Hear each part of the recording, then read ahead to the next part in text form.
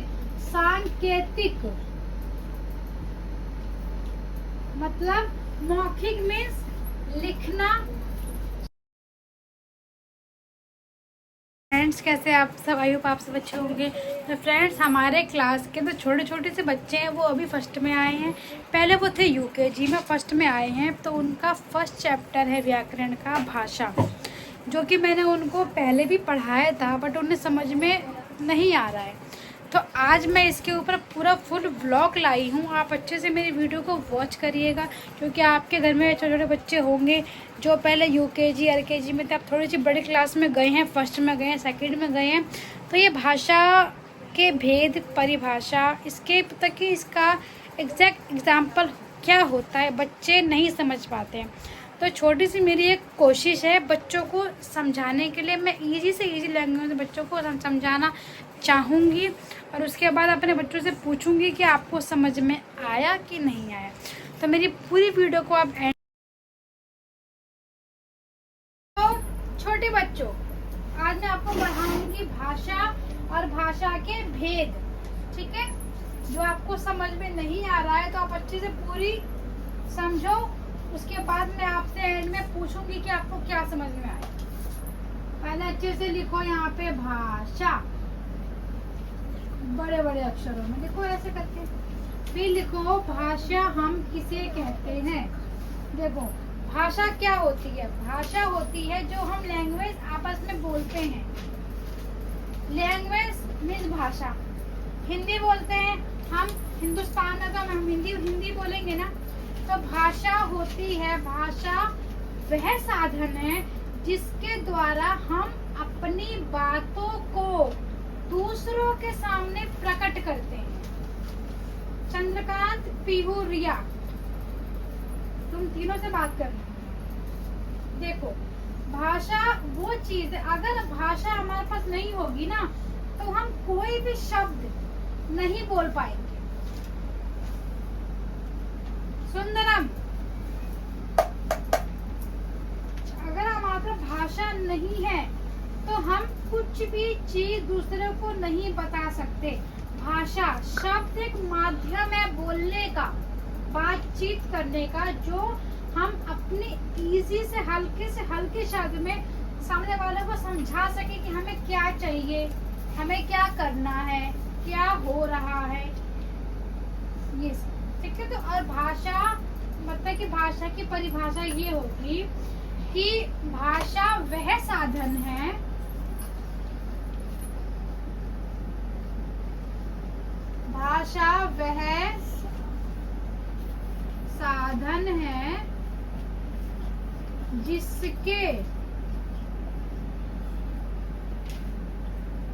जिसके द्वारा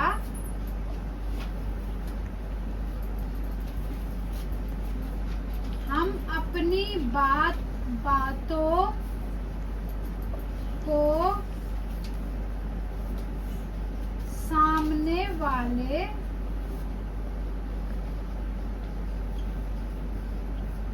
व्यक्ति को बता सकते हैं। क्योंकि अगर भाषा नहीं है तो हमारा जीवन व्यर्थ है, ठीक है। तो पहले ये एग्जाम्पल लिखो। आई होप आपको पहला एग्जाम्पल समझ में आ गया होगा। पीयू सुंदरम, रिया, समझ में आ गया। ये वाला करो, फिर मैं आपको इसके भेद बताती हूँ कि भेद क्या क्या होते हैं। आवाज लिख लिया, ठीक है। अब देखो भाषा के भेद। भाषा के रूप,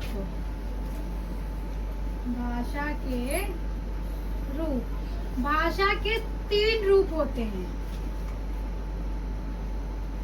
मौखिक, लिखित, सांकेतिक। मतलब मौखिक मीन्स लिखना, मौखिक मीन्स बोलना, लिखित मीन्स लिखना, सांकेतिक मीन्स इशारों की भाषा में। भाषा के 3 रूप हैं।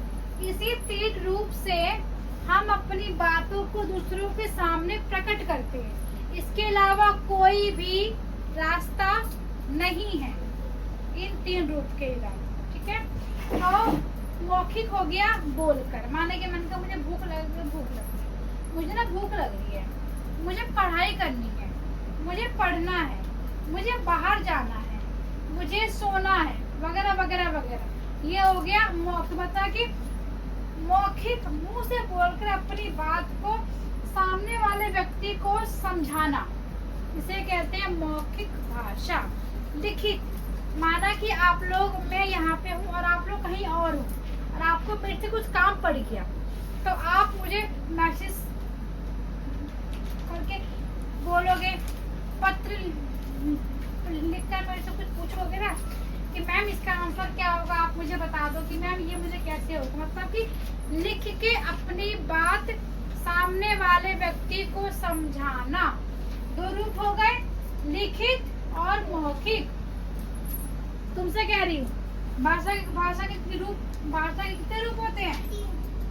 कौन कौन से? तुम बोलो तेज से। हाँ, तो ध्यान रखो, 2 रूप हो गए। अब देखो सांकेतिक क्या होता है। सांकेतिक भाषा वो होती है जो हम इशारों की लैंग्वेज में बच्चों को समझाते हैं। जैसे कि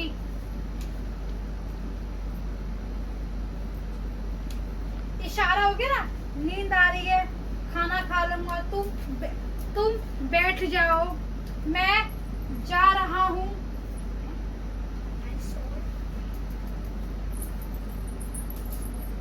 ये क्या हो गया? सांकेतिक, मतलब कि इशारों की भाषा में।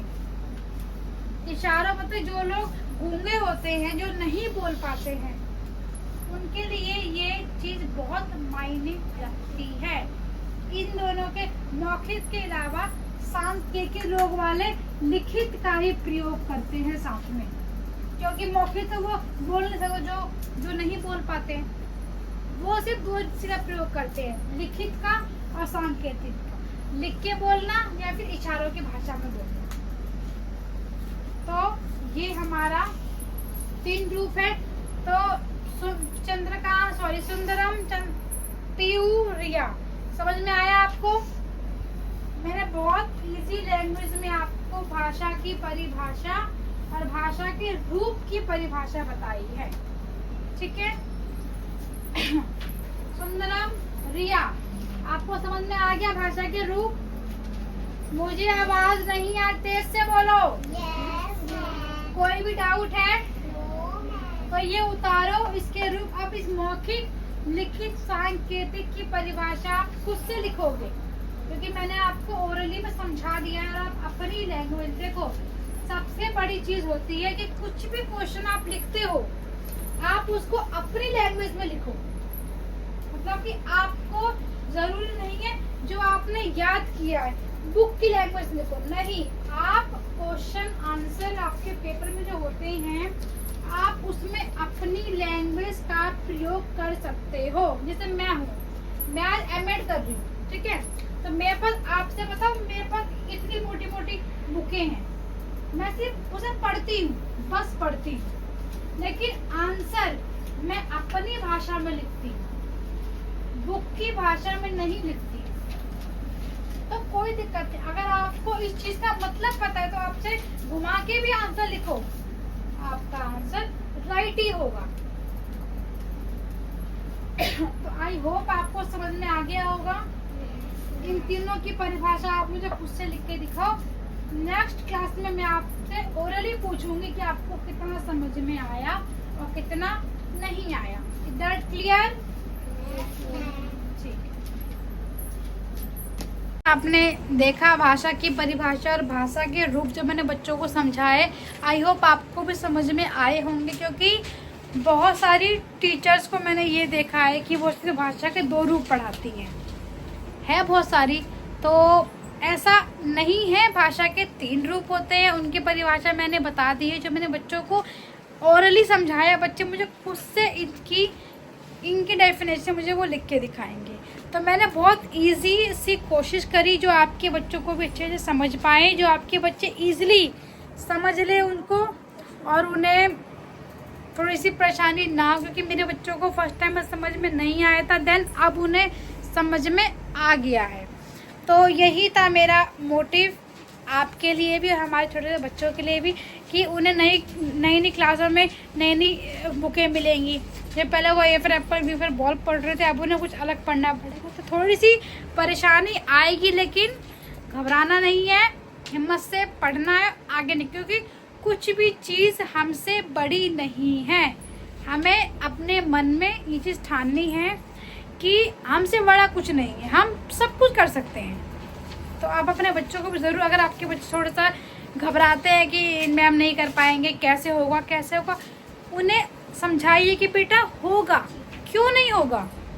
आज की डेट में, आज के जनरेशन में कोई भी चीज़ व्यक्ति से, ह्यूमन बीइंग से ऊपर नहीं है। इसीलिए यही था मेरा मोटिव भाषा को लेकर, जो आपको मैंने समझाया। आप पूरी व्लॉग अच्छे से समझ के आप अपने बच्चों को ही पढ़ाइए और उन्हें समझाइए भाषा के बारे में, उनका अर्थ, परिभाषा, रूप, सब कुछ बताइए।